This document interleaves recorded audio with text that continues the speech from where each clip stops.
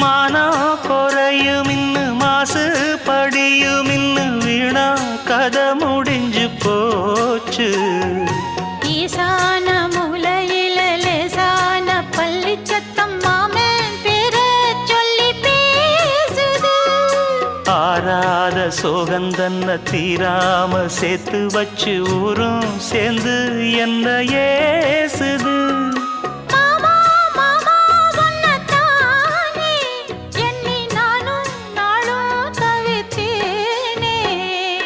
கூண்டுக்குள்ள என்ன வச்சு கூடி நின்ன ஊற விட்டு கூண்டுக்குள்ள போனதென்ன கோலக்கிளி.